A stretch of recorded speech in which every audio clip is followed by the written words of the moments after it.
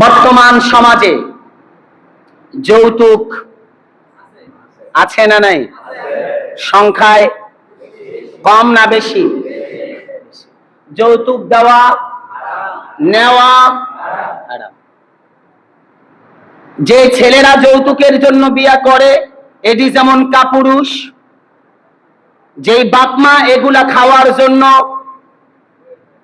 চুপচাপ অপেক্ষা করে আর কয় আমি কিছু চাই নাই, এটি হলো ফকির। আর যারা দেওয়ার জন্য চাপে পড়ে দিতে হয় তারাও গুনাহগার হবে। কিন্তু একটা কথা মনে রাখবেন, যখন মেয়েকে বিবাহ দেওয়া হয় তখন এই মেয়ের জন্য যা যা বাপ মা সম্মতিক্রমে দিয়ে দেয় এটা আর যৌতুক না, এটা হাদিয়া হয়ে যায়। কি হয়? হাদিয়া।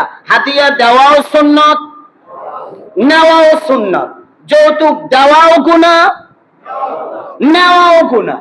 আমাদের মাঝে কি আজকের এখানে একটা দুইটা যুবক আছে যারা বিয়া করে নাই যে হুজুর সামনে বিয়া করব যৌতুক ছাড়া করব? আছেন একটা দুইটা লোক? একজন, দুইজন, মাশাআল্লাহ। তিনজন হাত নামান। চারজন, মাশাআল্লাহ। বাকি পাঁচজন। আচ্ছা, বাকিরা চিন্তা করছে যৌতুক ছাড়া বিয়া করলে চলমুখী দিয়া গেল জুমায় হুজুরে ওয়াজ করছে ঘর জামাই থা নবীদের সুন্নাত, এটা পালন করব না, করা যাবে না। যৌতুক নেওয়া, আবার বলেন বলেন, যৌতুক নেওয়া যাবে না। আচ্ছা, এবার একটা বাবা চাই, এই একটা বাবা চাই, একটা ছেলের বাবা চাই আর একটা মেয়ের বাবা চাই। ছেলে আর মেয়ে দুইটা বাবা চাই যে মেয়েকে যৌতুক দিয়ে বিয়ে দিব না। ছেলের বাবা বলবে যৌতুক দিয়া বিয়া, যৌতুক আইনা বিয়া করাবো না। এমন কেউ আছেন? মাশাআল্লাহ, মাশাআল্লাহ, মাশাআল্লাহ, আলহামদুলিল্লাহ বলেন। আল্লাহ তুমি প্রতিটা ঘরে ঘরে যৌতুক মুক্ত বিবাহের ব্যবস্থা করে দাও।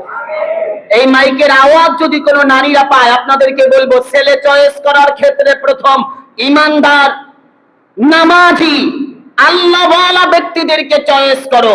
আলেম হতে হবে তা নয়, মসজিদের ইমাম হতে হবে তা নয়, বক্তা হতে হবে তা নয়, কিন্তু এই ব্যক্তির চরিত্রটা ভালো কিনা এটা দেখে বিয়ে করো। তোমার সংসারটা সোনার সংসারে পরিণত হবে।